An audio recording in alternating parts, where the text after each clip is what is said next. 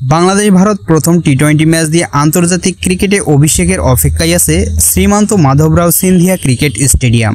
অভিষেক ম্যাচে এই মাঠের উইকেট কেমন আচরণ করবে তা নিয়ে চলছে নানা আলোচনা। প্রথম দিনের অনুশীলন দেখার পর অনেকেই ধারণা করছেন মধ্যপ্রদেশ ক্রিকেট অ্যাসোসিয়েশনের এই মাঠে বড় স্কোরই হতে যাচ্ছে। মূলত মাঠের মাঝখান থেকে লিটন দাস, তাওহিদ হৃদয়দের বিশাল বিশাল ছক্কাগুলোই তেমনই ইঙ্গিত দিচ্ছিল।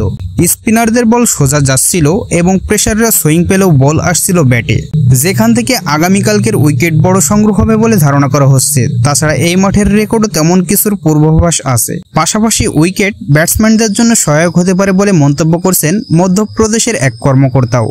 ম্যাচ পূর্ব সংবাদ সম্মেলনে এসে তাওহিদ হৃদয়ও কথা বলেছেন উইকেট নিয়ে। তাওহিদের কাছে অবশ্য উইকেট মন্থর ও নিচু বাউন্সারই মনে হয়েছে, তবে উইকেট যেমনই হোক ভালো কিছু করার সুযোগ দেখছেন বাংলাদেশের এই ব্যাটসম্যান। গোয়ালিয়রের উইকেট কেমন দেখছেন জানতে চাইলে হৃদয় বলেছেন, আমরা এখানে 2 দিন অনুশীলন করলাম। উইকেট কিছুটা মন্থর ও নিচু বাউন্সের। আমরা মাঠ কর্মীদের কাছ থেকে তথ্য নিচ্ছি। ঘরোয়া ক্রিকেটের কিছু ম্যাচও হয়েছে এখানে, মনে হচ্ছে উইকেটটা মন্থরই হবে।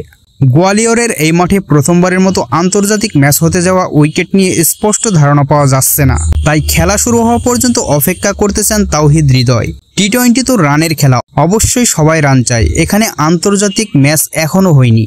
ঘরোয়া ক্রিকেটের খেলা এবং আন্তর্জাতিক ম্যাচ সম্পূর্ণ আলাদা। আমি মনে করি এখানে খেলাটা শুরু হলে বুঝতে পারবো উইকেটটা কেমন হয়। অনুশীলনে উইকেট দেখে বুঝেছি এখানে উইকেট মন্থর ও নিচু বাউন্সের। এরকম উইকেটে বড় রানের ম্যাচ খুবই কম হয়। উইকেট নিয়ে ধসা থাকলেও লক্ষ্যে অবিচল বাংলাদেশ। এর আগে 2019 সালের সর্বশেষ ভারতের বিপক্ষে তাদের মাঠে দ্বিপক্ষীয় সিরিজ খেলতে গিয়ে প্রথম ম্যাচে জিতেছিল বাংলাদেশ। দিল্লিতে সেবার প্রথম টি-20তে বাংলাদেশের জয়টি ছিল 7 উইকেটের। এবারও জয় দিয়ে শুরু করতে চান হৃদয়।